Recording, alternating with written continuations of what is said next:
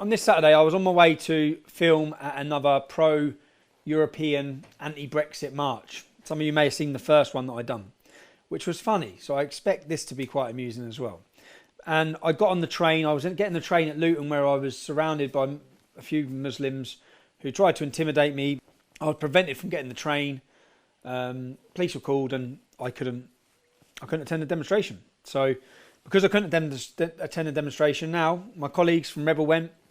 They've interviewed people. I'm going to review it, watch it, and probably laugh at it. Leaving is such a foolish, unthoughtful, xenophobic idea. Everybody who come over, joined with us from European people, our nurses, our builders, our plumbers, our fruit pickers, who come with us, work with us, generate wealth for us. There's just a general desire to get rid of them, to push them away. Has anyone said that? That's not been said, has it? That's not been said. No one said that. I grew up... Oh, God, look at this geezer's hair. Look at his hair. That would be, if anyone could tell me someone who would be marching on a Remain protest in London, he fits the bill. What's that, a velvet jacket? A velvet jacket, his T-shirt's got loads of planets on it, and he's got the shit hair. For part of my life in Switzerland, which is a country with 4 ethnic identities subsumed into one nation, and they have never lost their identity. You even look around Great Britain. He picks one country to talk about, and it's one country that's not in the EU. How do you feel about the Brexiteers? What's your opinion on that? On them? I think they were sold a pup. Look, there's been a lot of dissent. On top of that, this country has had over 40 years of non-stop Europhobic propaganda, drip-fed through the mass media. Boris Johnson was one of the writers that contributed to all that. Now, when you have more than 2 generations of people completely surrounded in a media bath that they grow up in... You could just switch everything he's saying about the Brexit to the propaganda that's been pushed on the last 2 generations to be against ourselves, against our history and against... and they have nothing to compare it against, then that becomes normalised. Those views become normalised, even if they're completely insane. You've trained a dog to jump through a hoop, you give them the hoop, they all jump through it. So you think that the whole Brexit thing was the media created that? More like psyops, actually. The media was like a tool, actually, as a functional psyops on a mass scale. So what about the 52% that voted for Brexit? How do you feel about democracy, about that? Well, the masses have spoken, they haven't a clue what they said. All these, the sort of... I've got a sore rib there. They said they want to leave the European Union, bro. That's what they said. It's a political... Look at this geezer. That's what I just... Look at him, look. Is really on the wrong side of history. No, you're on the wrong side of history, mate. I see it as almost like a last hurrah of the type of values that those people espouse. Or British values. They will have their last gasp, and then they will be gone. Like, if you could get a collection of people with just the worst hair in the world, and I know my hair's pretty shit as well, I've had this since school, but look at this chick on the right, on my right. Well, I think they're extremely misguided. The ginger one.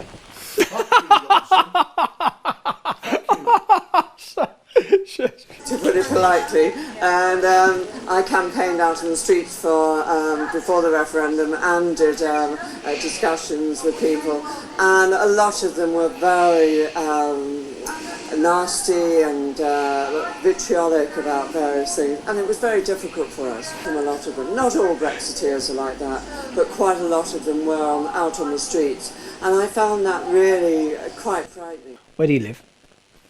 If David Cameron had insisted on having a 2/3 majority, we wouldn't be where we are today. Why would you need a 2/3 majority? Do you have that in any other elections? Is that like... What's that about? The majority is the majority. The Leave campaign, they lied, okay? And if you're a scientist and you do an experiment with false data, you would scrap the experiment and do it again. So I think the vote is void for that reason. I don't like all the racism that's come from it as well, the attacks, and it's all bad, in my opinion. When title to a second proper referendum, which includes everybody that's entitled to vote. What was the first referendum then? There's hardly anyone there. You don't like looking at this. You know, I went to the last one. At least they're giving up now. At least they get it. Because I went to the last one of these Remain rallies and it was packed in comparison to this. I had more people at my barbecue than this. In Sunderland, we actually did a speech live from a pub in the middle of Sunderland and we didn't get killed. We actually had people... What's she talking about? She's trying to imply that the people of Sunderland would kill someone for wanting to leave the Europe, to want to stay in Europe. coming up to us and said that they agreed with us. In Hartlepool, we tackled Paul Nuttall. Well, he wasn't hard to tackle, was he? Paul Nuttall tackled himself. He tackled himself the minute he started preaching in mosques. We made it to the Guardian. We even made it to the Durham Gala to show Corbyn that even in the North East you were still going to see an EU flag. And we didn't get killed there either. No, you didn't get killed there. You got Elvis there. Elvis is there, man. Whenever I see these things, they bang on about racism. They're always an exclusively white group of people. I'm so worried. I'm really worried. I am. I was angry. I was upset. Then I became angry. Then I became very frustrated. Now I am so worried. I am deeply, deeply, deeply disturbed and angry and confused and frustrated and upset. And worried. Ashamed. I think too many people in this country are asleep right now, and they are too British. They are too. They're too British. Too many people are too British. Relaxed. They think everything's going to be okay. They think life will go on as normal. People who voted for Brexit, who want to take sovereignty from the EU back to here, they don't realise what they've done. Yes, they've took sovereignty from Europe back to here. That's what they've lost, and they don't realise it's not going to make any difference to anybody's lives in this country at all. I do not respect, I do not accept that people understood. I do not accept that people understood. They did not understand. If they understood, they would not have done it. This was a stable, unified country until June the 24th last year. Look what's happened. We're split down the middle. And I'm angry and ashamed and deeply Worried. worried.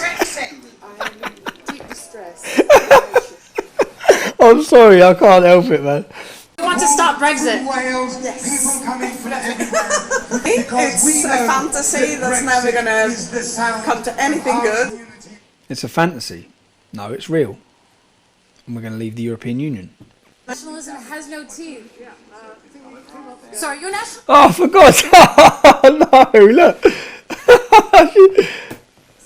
Absolutely not, no. It's a nationalist symbol, or sadly it has become one. Look at his teeth! You know, my granddad fought in the war, he would not be proud of the way that the image of, well... Look at his teeth, and he's got a sign saying nationalism has no teeth. I learned the German language, it took a long time, but I took an A-level, did an A-level course. It was really hard work. I mentioned to some friends that I was doing it, and I would say to people in a pub, what are you up to? I'm learning German.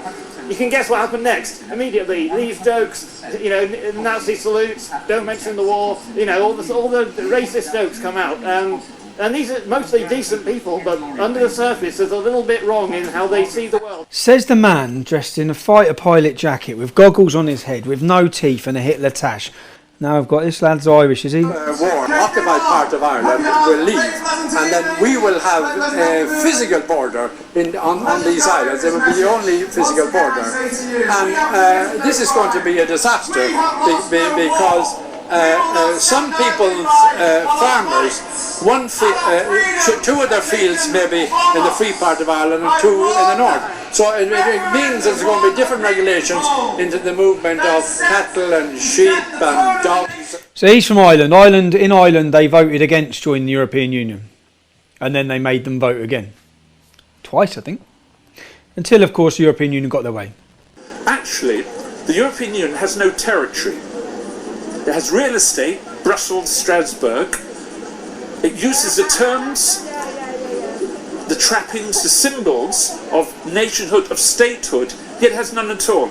And actually, although it's against a nation state, it's the result of the creation of a common agreement among 28 nation states.